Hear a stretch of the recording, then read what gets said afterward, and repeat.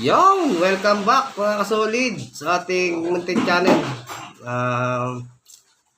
Medyo matagal-tagal tayong walang upload sa ating channel, no?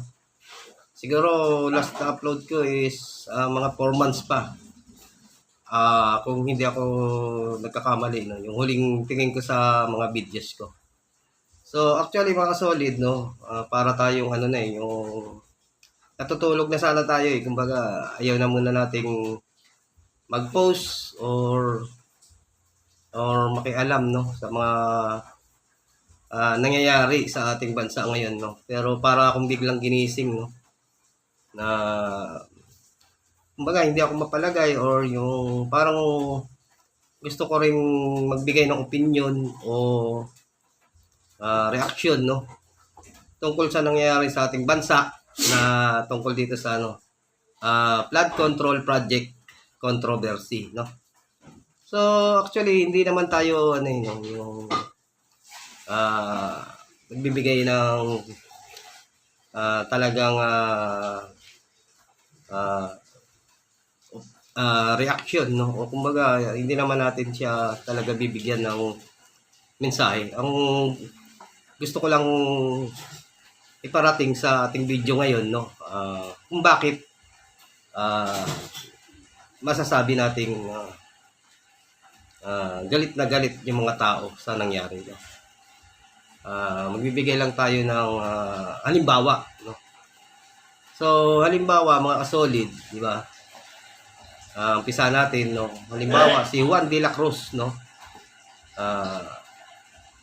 Sample natin noon no kay Juan de la Cruz. Halimbawa kinabukasan si Juan de la Cruz ay may pasok siya kinabukasan no. Yun na nga, kinabukasan papasok na siya no.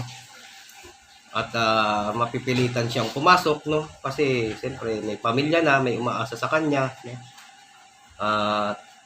Sabihin natin kahit na may nararamdaman yan ay pilit yan babangon at babangon para lang makapaghanap buhay at makapasok no dahil nga sa marami sa kanyang umaasa no, maraming pangangailangan no, maraming gastusin, maraming bayarin no.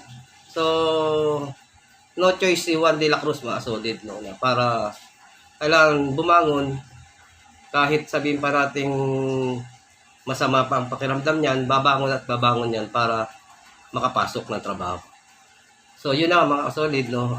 Sabihin nating let's say sabihin natin ang sahod niya is nasa 1,000 na a day no. Medyo malaki-laki na yun sa pangkaraniwang empleyado. Halimbawa, construction boy, gano'n. Yung 1,000 malaki-laki na yun mga solid no. Yun na, pagdating niya sa papasok na siya, di magko-commute yan mga solid no. Sinabayan pa ngayon ng ulan no. So masaklap nun nung umuulan inabot pa siya ng baha mga solid no. Pero andun na siya sa on the way na siya, kumbaga nakaalis na siya, di ba? So yung sabihin natin ang trabaho niya is bandang Makati,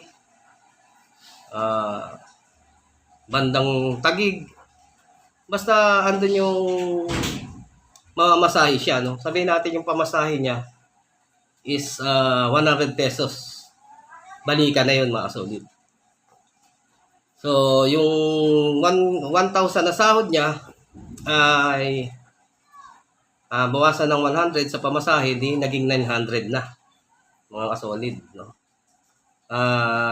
Take note mga kasolid no, 1,000 is hindi pa yan yung pinaka minimum no.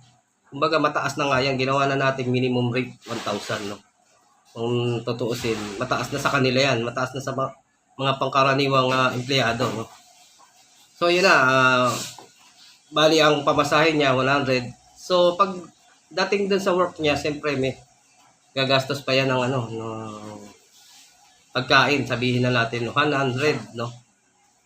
100 din yung pagkain niya. Siyempre sa taas ng mga bilihin, no? Pwedeng 100, no? Yung magagastos niya sa pagkain. So, ang ang mababawas na sa sahod niya is to 100 kanina sa pamasahe, tapos 100 din sa pangkain, di 200. So, ang 1,000 minus 200, natitira na lang 800 mga solid, no? So, yun, yun na yung parang pinaka-minimum na lang na matitira sa magiging sahod ni Juan de la Cruz, no?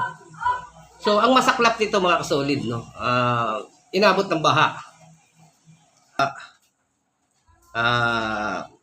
So, tinanghali na siya dahil walang masakyan. Dahil nga baha, walang makabiyahing mga sasakyan, hindi makalusong, no? So, ang tendency nito mga kasolid is babalik si Juan de la Cruz, uuwi. Dahil nga hindi na rin siya makapasok, no? So, ang nangyari mga kasolid, nagastosan na lang si Juan de la Cruz at dahil hindi rin nakauwi rin siya dahil hindi rin siya nakapasok dahil nga nagkaroon ng pagbaha, no? So, ang nangyari, nagastosan lang si Juan de la Cruz. Ganun ang nangyari, no? At pagkatapos noon, naabala pa siya, hindi pa siya kumita, no? At pwedeng may nararamdaman na nga siya is lalo pa siyang mabinat dahil nga inabutan siya ng ulan, baha, di ba? So, napakahirap, no? Katulad ni Juan de la Cruz na isang ano lang, no? Isang pangkaraniwang empleyado lang, no? Sabihin natin isang kahig, isang tuka, no? Kasi ang mga tulad naman ng natin na ano, no, na pangkaraniwang empleyado lang, no? Talagang kapag hindi tayo kumayod, wala. Walang magugutom yung pamilya natin, no? Kasi ito nga yung tinatawag nating isang kahig, isang tuka, no? So napakahirap, no? At kawawang-kawawa yung sitwasyon ng isang Juan de la Cruz, no? So ayun mga solid, no, ang pinupunto natin dito, no? So napakababa na nga ng sinasahod ni Juan de la Cruz. Minsan hindi pa nakakapasok, nangyayari pa yung ganyang aberya dahil nga sa flood control, no? Ang tendency, nananakawan pa mga solid. Yung napaka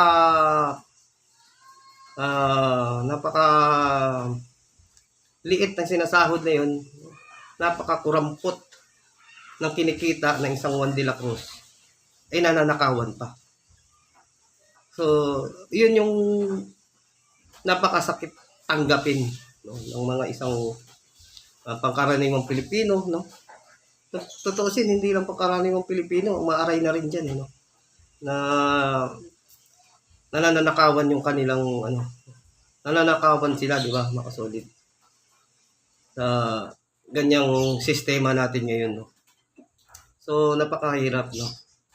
So, yun mga kasolid, yung parang sinishare ko sa inyo kung bakit hindi natin o hindi nila masisisi yung mga tao kung bakit sobrang galit na, no?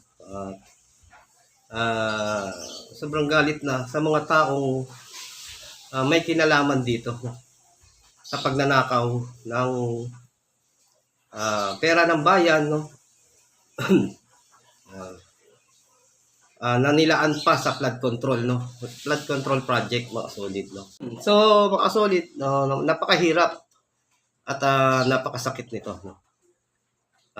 Ninilin lang nila tayo, yun. Yung para sa flood control, na para yung isang Juan de la Cruz, kung naisaayos nila ng maayos, ay hindi sana naantala yung pagpasok ni Juan de la Cruz, no? At pwedeng maging magang ang kanyang buhay, no? At magtuloy-tuloy, no, yung kanyang pagtatrabaho. naantala dahil nga sa mga ganitong nangyari, no? Na kung tutuusin, yung isang Juan de la Cruz ay lumalaban lang ng parehas. Na miski yung kakakurumpot na kanyang kikitain ay inilalaban niya ng parehas, no? Para lang kumita, no? Pero samantalang yung mga dapat nating inaasahan na tutulong sa atin ay sinasamantala nila yung mga ganong gawain, no? So, napaka-unfair, mga kasulit talaga. Biro mo yung kakapiranggot na yun, inilaban natin ng parehas, dugot pawis, halos magkasakit ka, di ba? Pero sila, bulto-bulto yung pera na kanilang kinukulimbat. Dati nga milyon eh. Ngayon parang hindi na sila kontento sa milyonan. Bilyunan na, no? Wala talaga silang kabusugan. Yun ang napakasakit tanggapin. Merong mga ganong klaseng tao. So, yun mga solid, no? Yan yung gusto kong talagang ipahatid, no? Na talagang yung hindi nila masisisi kung bakit galit na galit ang mga tao, no? Dahil diyan, no, dinamdam nila talaga yan, mga solid. At sa tingin ko, habang buhay nila yan dadamdamin, no, natin, no, hanggat wala silang ginagawang action diyan, no. So sana ang mga tao naman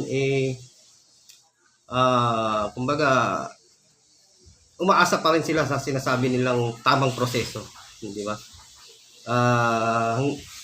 Kung tutuusin, nagbibigay sila ng nagpapahiwatig sila na talagang galit na galit na yung mga tao, yung andyan na yung kabi-kabilang protesta, pero andun pa rin yung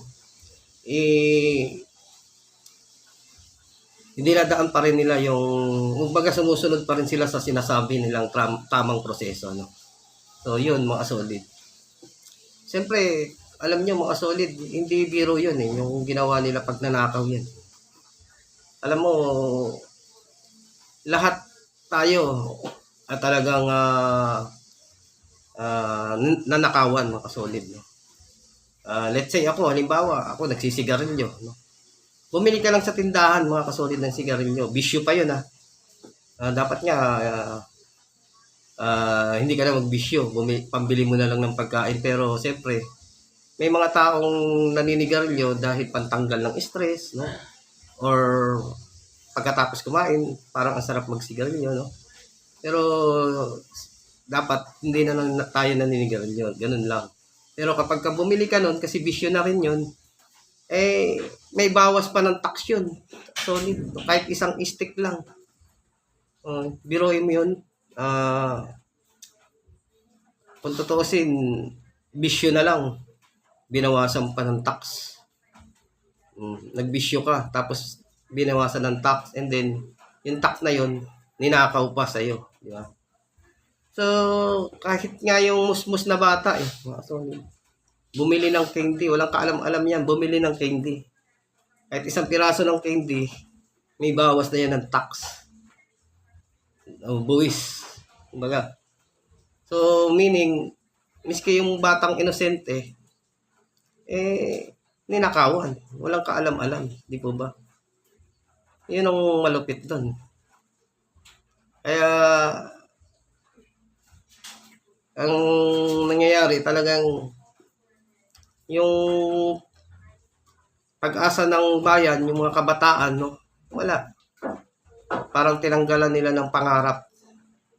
Parang imbis na bigyan nila ng lakas ng loob para yung mga kabataan natin na maging pag-asa ng bayan, so parang nawawalan niya ng gana dahil sa mga nangyayari sa ating bansa, no? Na instead na maano sila, ma-inspired sila na lumaban sa buhay, ituloy ang kanilang mga pangarap para sa ating bansa. So ang mangyayari, ang tendency, parang pinanghihinaan tuloy sila ng loob, parang nawawalan ng gana. Sana hindi ma-mindset sa mga kabataan yan na sana magporsigido pa rin sila, no, sa kanilang pag-aaral o sa kanilang mga pangarap sa buhay at maging sa ating bansa, no. Kasi yun yung isa sa nakikita ko, no. Sa ngayon nga, siyempre marami na ang naghihirap dahil nga sa taas ng bilihin, no. So, yung iba nahihinto dahil kulang sa financial, ganun ang nangyari, mga solid. Kaya, ang sabi ko na lang, sana itong ginagawa nilang investigasyon, no, magkaroon ng action, no. Yung lumabas yung talagang dapat maparusahan dito, no.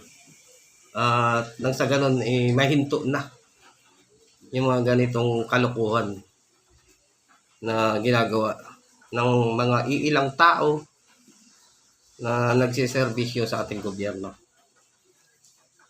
Yun. So, yun lang mga solid, no. So, welcome back din pala sa ating Idol FLM, no. Bali, lumabas na siya ngayon, no. At napanood ko siya sa isang live, no. So, yun. Thanks God naman at nagbalik na si Idol, no.